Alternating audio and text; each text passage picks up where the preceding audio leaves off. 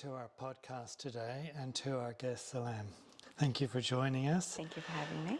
Salam has worked in the mental health field since 2013. As well as working in the mental health field, Salam has worked in general, medical, surgical and the educational field of nursing. Correct. So a great expanse of experience and knowledge. And today we're going to be looking particularly at the area of mental health. So Salam, just to start with, how did you get into the mental health field at the beginning? So the way it began is once I completed my nursing degree, we normally have a graduate program so that you're transitioning into the career force whilst you're being supervised and supported. So the graduate program I applied for was at Bentley Hospital, and it had comprehensive, so it had general, surgical, rehab, and also acute adult mental health and older adult mental health. And after I finished my 3 rotations, I had the opportunity to go to the mental health unit.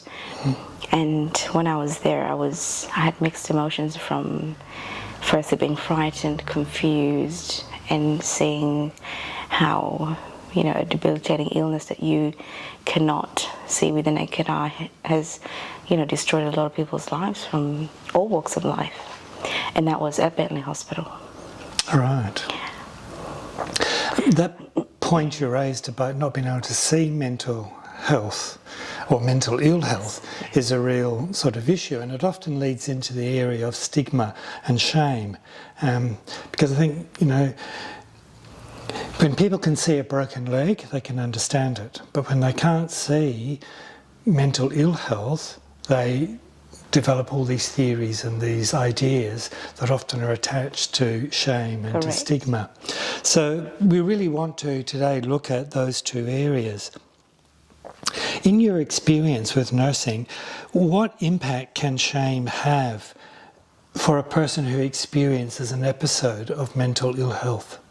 Look, I think shame it covers mental illness, period. So firstly, it makes it very hard for the person that's suffering to come forth or to even understand if they're really suffering a mental health illness, or is it that, family have felt that they're disappointed in them.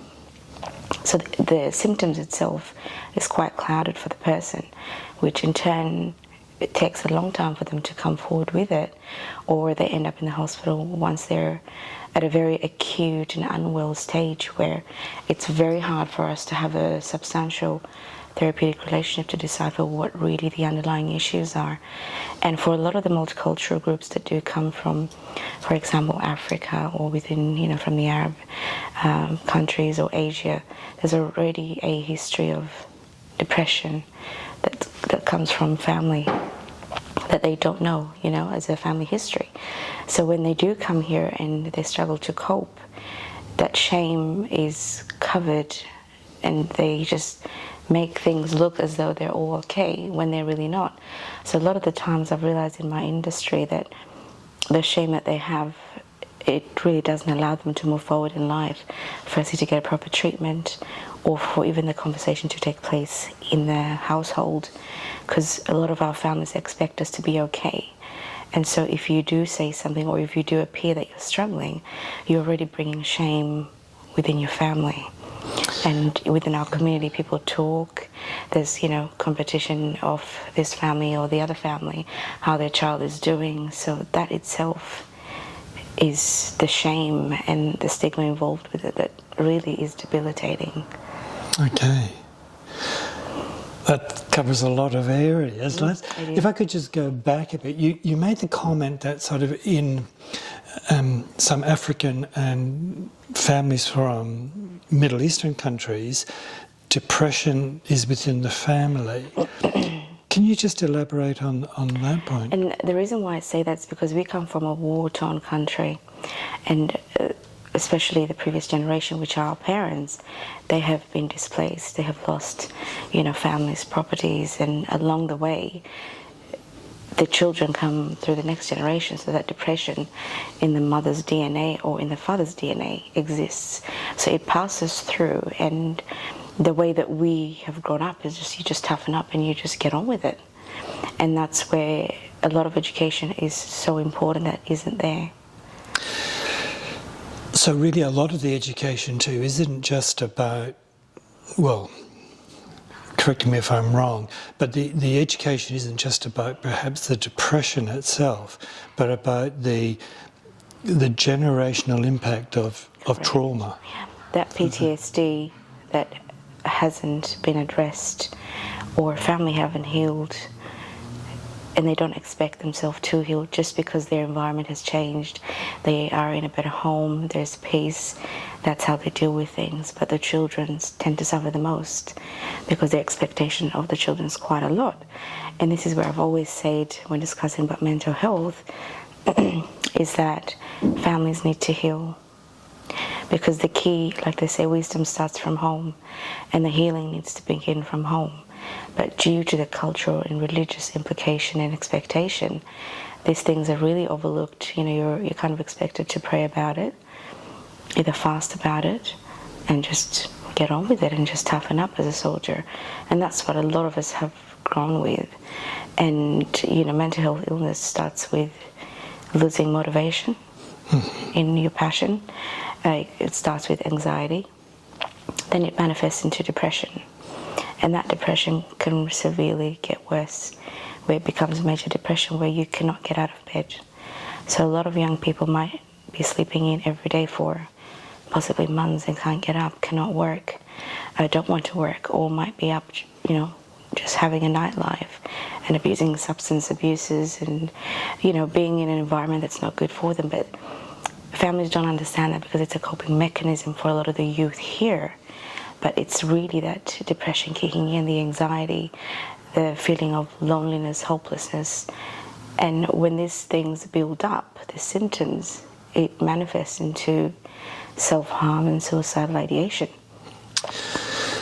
So, you spoke there about sort of depression and young people and, you know, sleeping in. A lot of teenagers sleep in. Normally.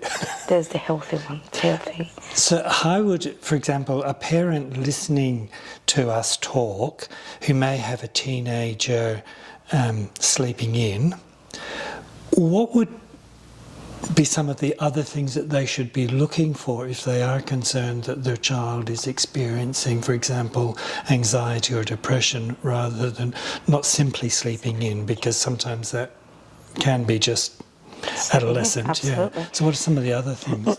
And that's the thing, especially from where we come from, parents will see that as you need to get up, start your life, get a job, you know. But really some of the symptoms that, or the manifestation that they need to look at is the mood, their mood, you know, irritability and sleeping over 10 to 16 hours plus, and self-neglect, so not attending to personal hygiene. The rooms are always messy, being forgetfulness, not attending certain appointments, or just completely dissociating from society, so not meeting up with friends or not talking to anyone, or, you know, once they leave the house and they return back home, they might be quite elevated, or they might be really happy or in a really great mood.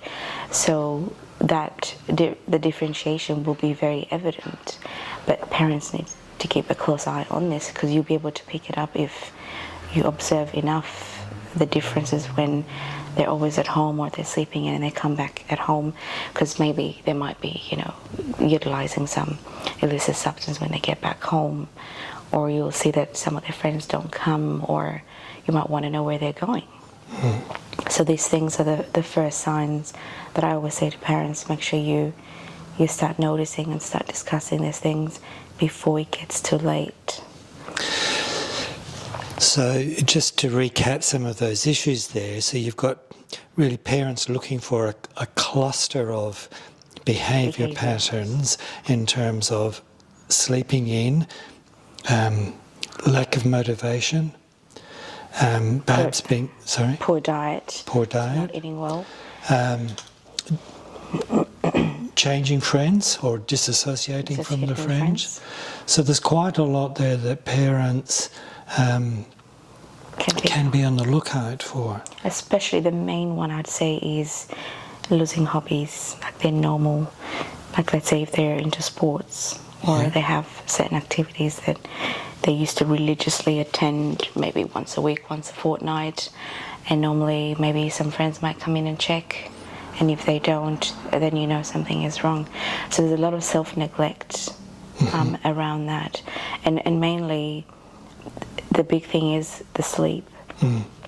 Depression is associated with just completely sleeping for long hours. That's because the mind has been exhausted from constant thoughts, distress, that it's the physical body that's resting, but really it's the mind that wants to shut off.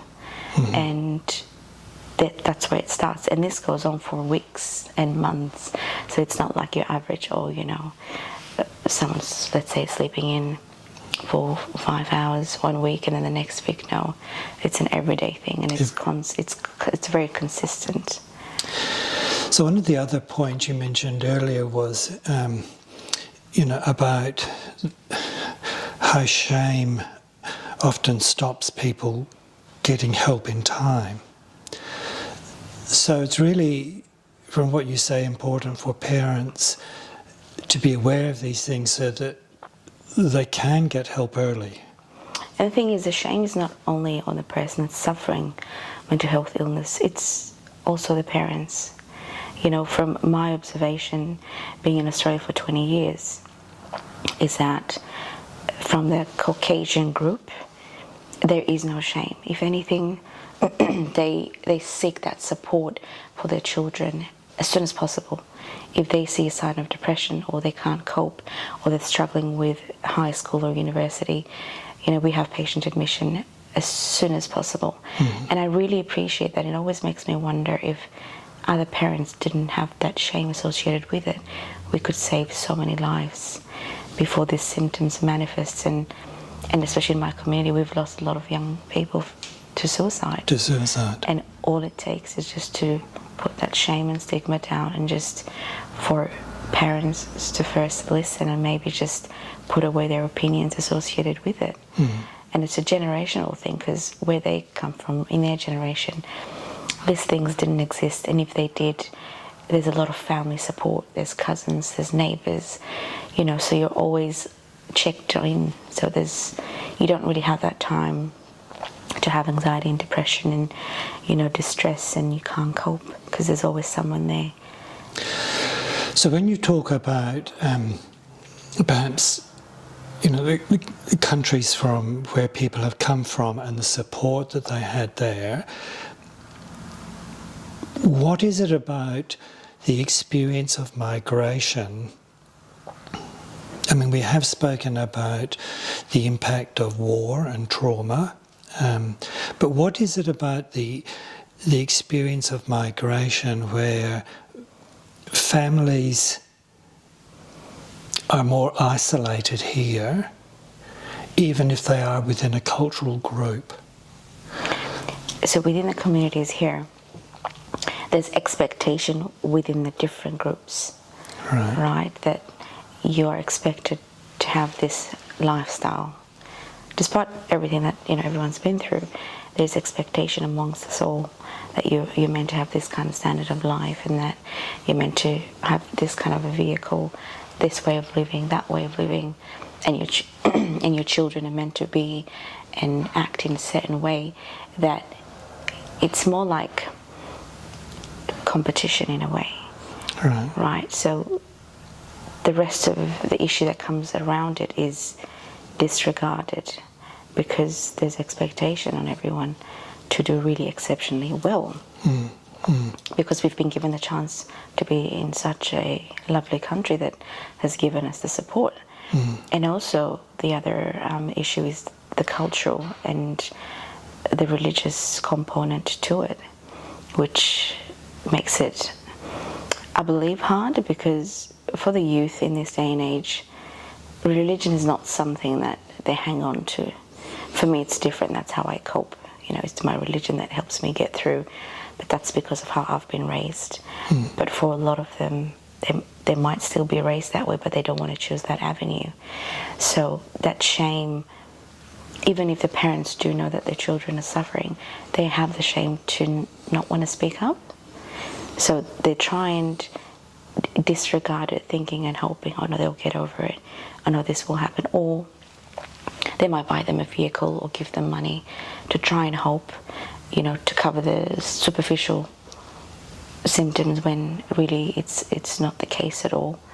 But I also struggle, and I feel for the parents. It's also not easy for the parents, and it's very hard for parents to reach out and say, look, my child is going through this, because there's a lot of resources at the moment. There's a lot of establishments out there to support the parents, but I feel there should be like a liaison support office worker within different cultural groups that can maintain private and confidentiality that a lot of us can go to. Maybe let's just wait for our parents to heal and give them that support so that those services can support us. But it's a task of everyone being involved. It's not one person. So shame is, it's quite difficult, to be honest.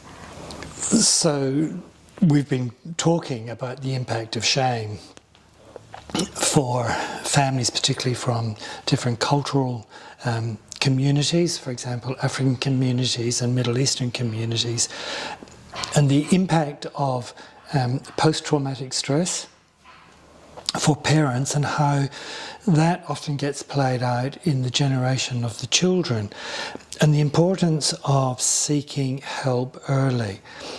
And as you've said, Salam, mental health is not just the issue of the young person, it is a family issue, because the families need to get help as well. And there is help available. For example, there are Helping Minds, there's Carers WA. There are places where families can get help if there is an openness and awareness about it. You've spoken a couple of times, mentioned about the impact of religion and mental health, and this is, a big topic in itself.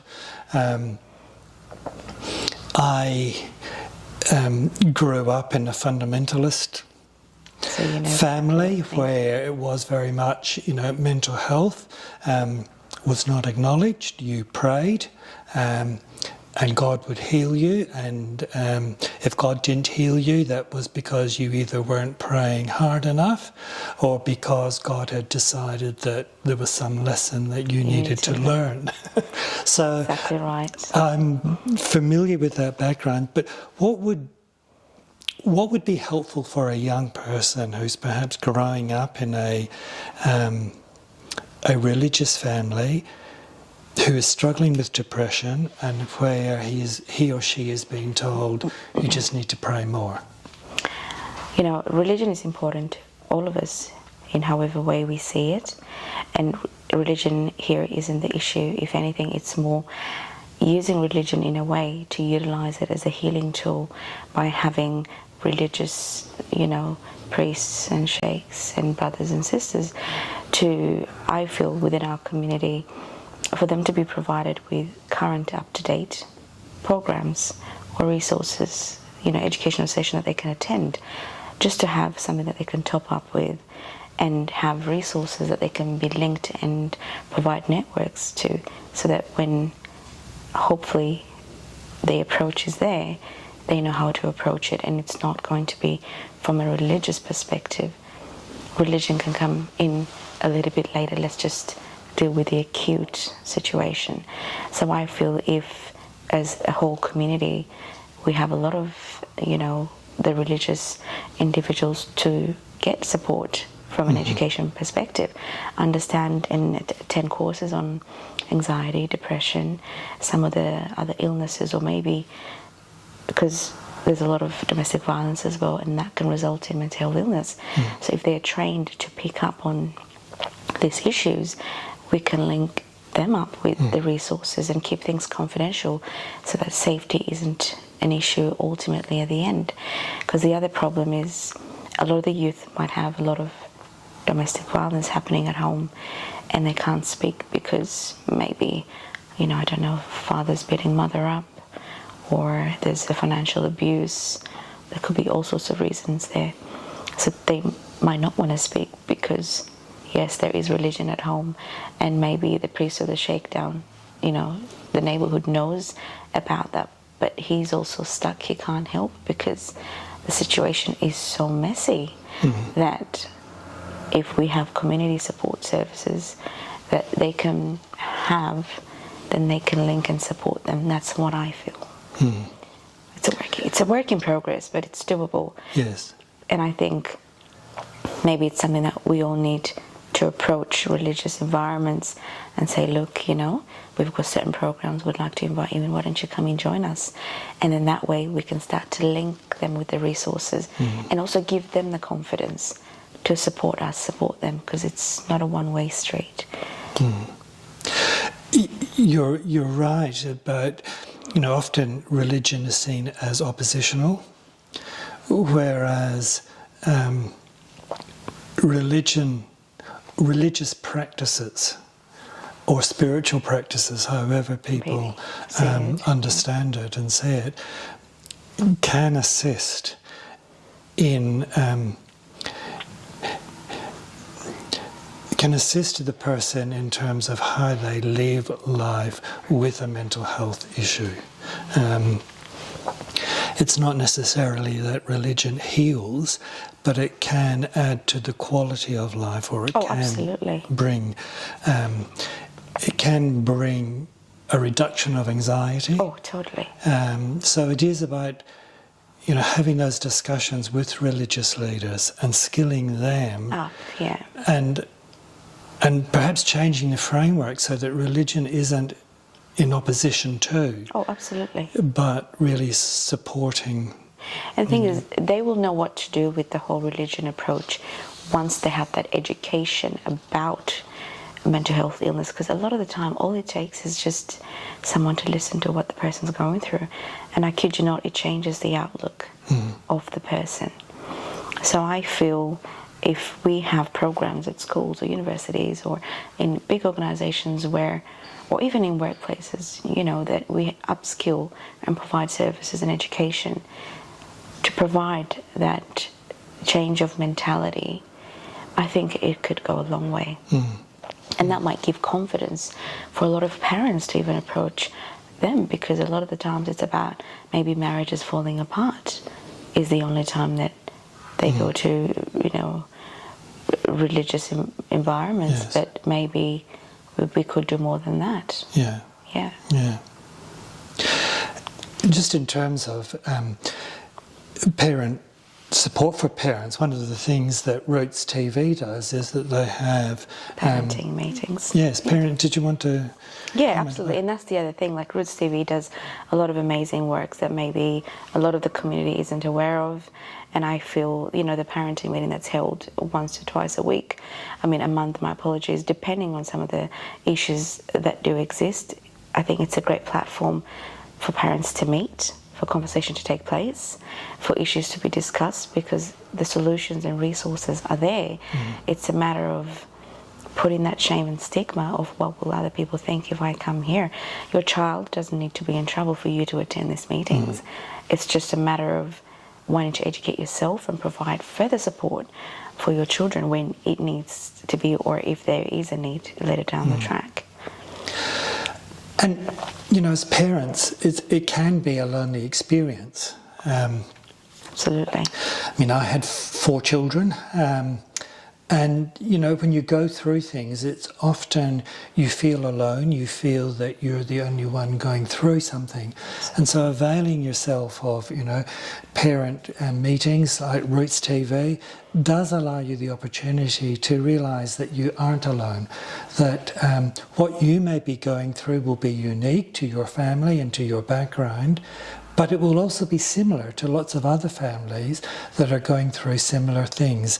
And there can be a real strength and a real sort of encouragement in realising that you aren't alone as parents. Completely agree. You've mentioned a couple of times too about the importance of being seen as strong. within African communities, the importance of strength, and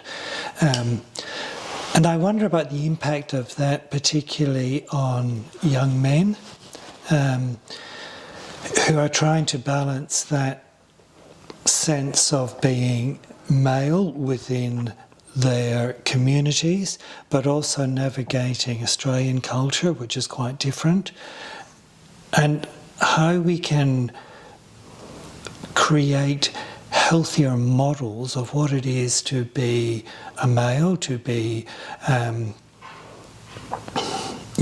man in today's society.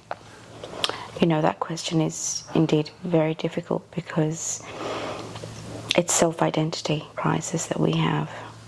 A lot of the young boys or adults, gentlemen, whatever, they have lost or they haven't found their identity because they're living a life to make their family proud. And a lot of the times, like myself, for example, my ambition was to be a lawyer. That's what I wanted to do. But family convinced me to go in the medical pathway, which I did. And a lot of the times we're expected to be in positions and play a part and role in areas that we necessarily do not want. And it's pretty much a persona of what we live for, from what our families want. I mean, it's lovely and everything, but that's where the mental health illness becomes an issue again. If you're going to be someone who you do not want to be, or it's a persona that you're showing, or you're in a career or in an education that you don't want to pursue, this is how mental illness comes in. And then the shame you cannot talk about because you think you're letting your family and your community down. And as women, we are just programmed to cope, and we know how to manage things. But with men, it's very hard for them to come out and open up about their struggles. A lot of the times it's either a Friday going out for a drink, or on the weekends going out and having a good nightlife. And do these conversations happen? Maybe yes, maybe no. A lot of the times they want to forget, right? And what I say is, to begin with, when a lot of these young boys are in primary schools and high schools, it's very important to have a psychological assessment that determines their likes and hobbies, so that a report is made in their potential career out of who they really are.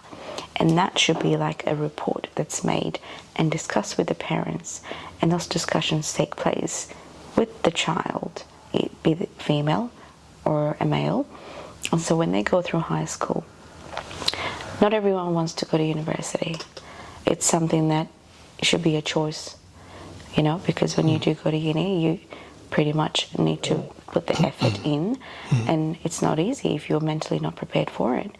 And someone to work, or someone to plan a small business.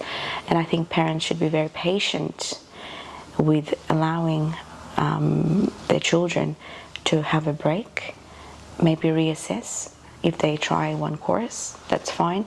If that's not for them, try something else. But the issue is, the family will say, why didn't you not do this, do that, do this? How come you're not doing this? So that pressure, just intensifies the shame to speak up. And a lot of the young men suffer in silence, and the depression continues within them, where they can't really, who can they really speak to if you think about it?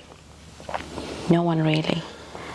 And this is where I worry about, it's the young men that I worry about the most, because they keep a lot of things inside. And a lot of them are the ones that do commit suicide that I have seen. The rate is quite high for young men to do that. And that's where I feel, if parents and schools and tertiary educations can kind of select us right from the beginning when we arrive in Australia, give us some time to settle in, and just do a few assessments and see where things change. And that's all it really takes. So the pressure of expectations, particularly for young men growing up, the expectation to be what the family wants rather than who they want to be, can contribute to depression. You also then spoke about suicide being a big issue for young men, what are some of the things that family and friends can look out for in terms of young men who may be starting to go down the track of thinking about suicide? That's a very important question, and the solution is within the question, which is family and friends.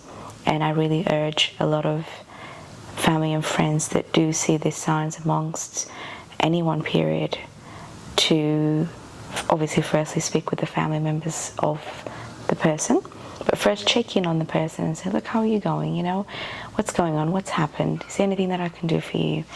And if you want to open up, this conversation can be purely confidential and private between you and me, and then see where that conversation goes to. And maybe just suggest, look, why don't we just go and see your GP and see if there's anything that GP can support you with, because a lot of the times there are mental health care plans and there's psychologists that can support this, you know, from family and friends, because it begins with a quick chat. Are you okay? And that's why we have Are You Okay Day, because that's all that it takes. The issue is when it's left so long that the depression goes into suicidal ideation and the plan commences and they act upon it and it's too late. And that's what I urge family and friends, and if they feel that they cannot speak to that person directly, I just say go speak to a family member or come and see a community member within the community. Me, myself, I'm on social media. I'm here at Roots TV, or from other organisations, that anyone that can reach out, please feel free to reach out to me. At least we can do it in a private manner. And if things are really bad and it becomes an issue of safety, what I urge is please contact the local police or contact an ambulance for them to be picked up from wherever they are. Yes, it's going to be very painful and very heartbreaking, but if it means that we're going to save another life, they will thank us later down the track. It might not be just then and there. And I know it's very hard to make that call and say, look, I'm concerned about an individual. So it is important for all of us, family, friends, and religious leaders as well, community leaders, to be educating ourselves about the issue of suicide. Often when people are starting to think about suicide, it is because they don't see options. So be able to, as Salam says, to be able to have those discussions where they have the opportunity to be heard, they have the opportunity to hear themselves, they have the opportunity for options to be presented, can be life-saving. Absolutely. Salam, thank you so much. We have covered a lot of topics in today's podcast. They are topics that we could expand one podcast per topic, the issue of post-traumatic stress within families, the importance of religious leaders being equipped and skilled in terms of learning about mental health and suicide, the importance of young people being given options and opportunities to be authentic for themselves and still to honour the family, not just do what the family says. So there are a lot of topics in there, and I would encourage that if this has raised any issues for you, please reach out. Salam has mentioned that she is available to talk to. There are other places such as Lifeline on 131114, that's 131114, or the Samaritan's Crisis Line 135247. Thank you for having me. Pleasure. Thank you for joining us.